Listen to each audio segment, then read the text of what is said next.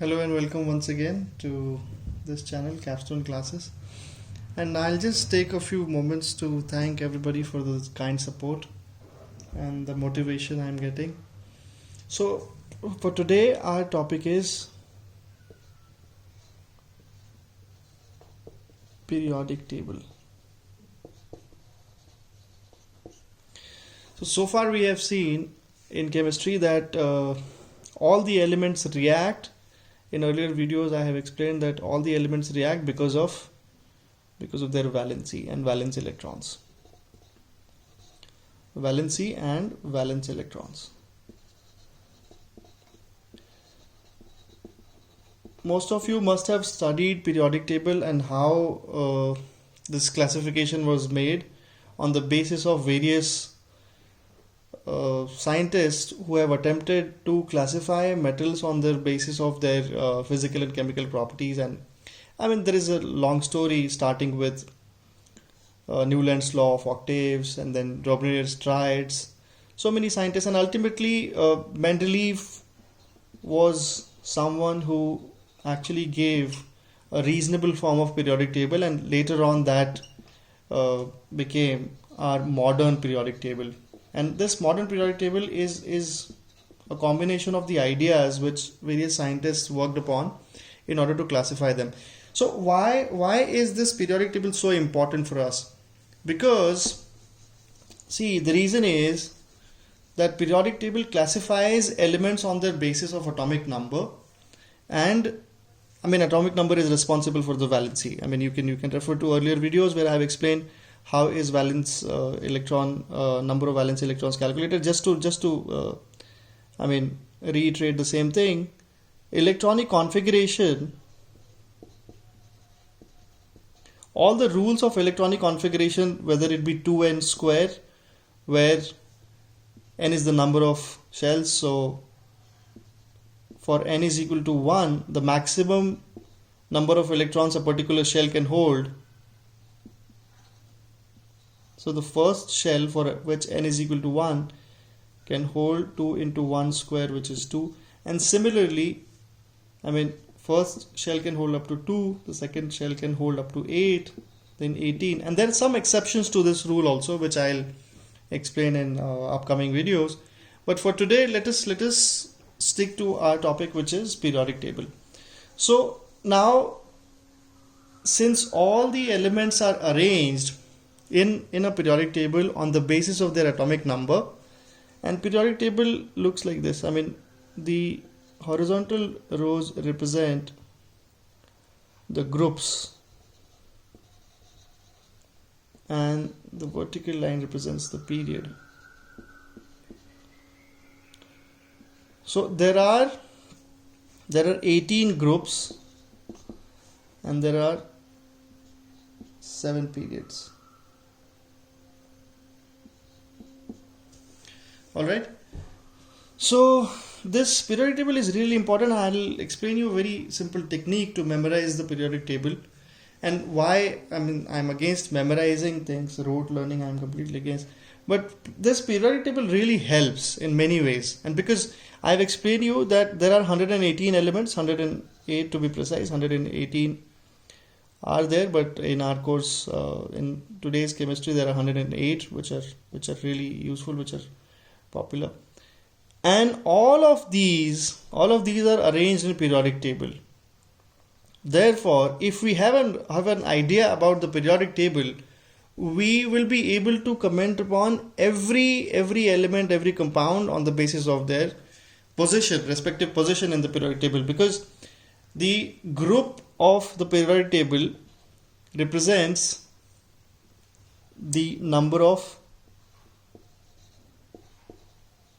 shell, and the period represents like elements from the same period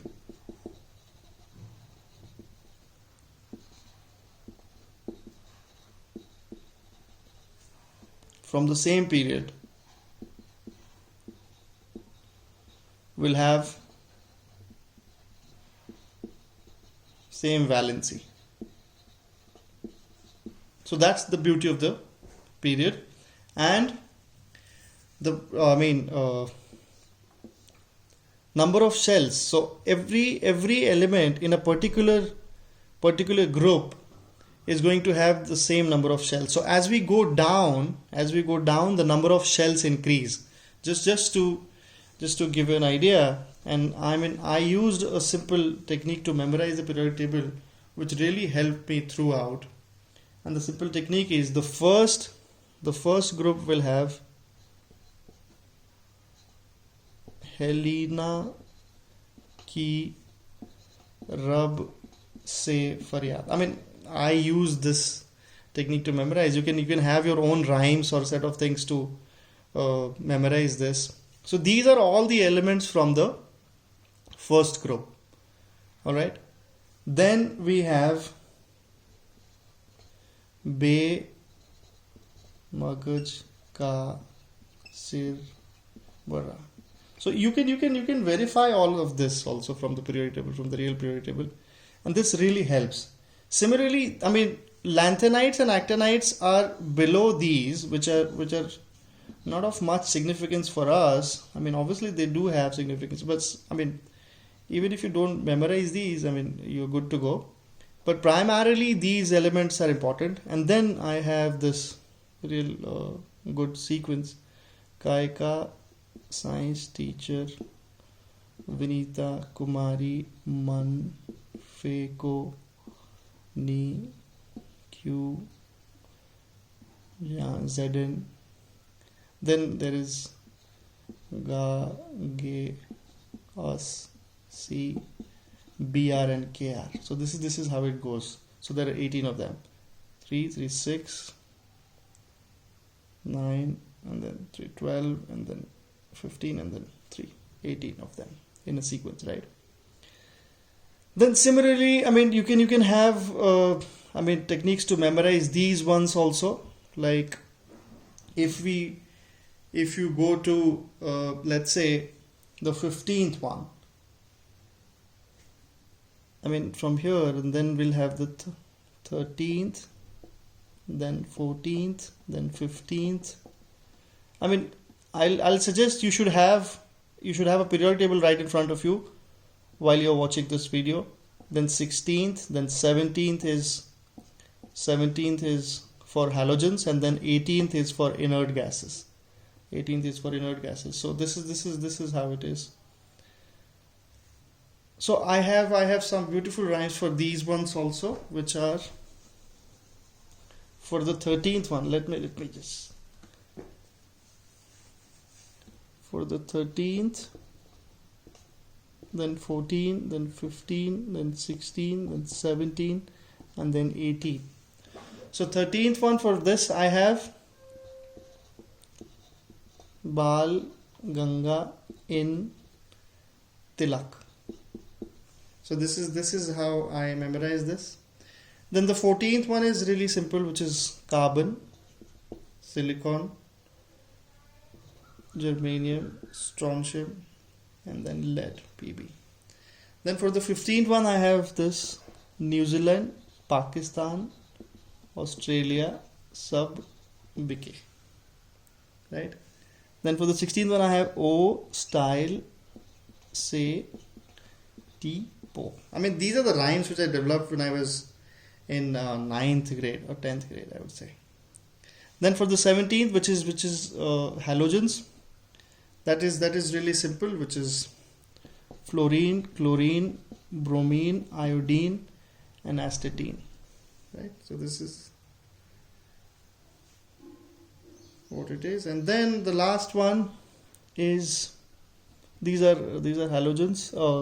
These are 17th one are halogens, and the 18th are inert gases, which are helium, neon, argon,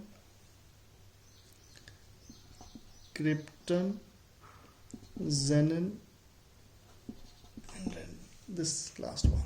So these are the, and I will suggest you to use techniques of your own in order to memorize this. And trust me on that. If you have that entire periodic table in your mind, which is not a difficult thing to do, and not even 108 elements, even if you have these ones the most important ones in your mind, then chemistry is going to be a cakewalk. All right. So thank you for being with me, and I'll see you in the next video. Thank you.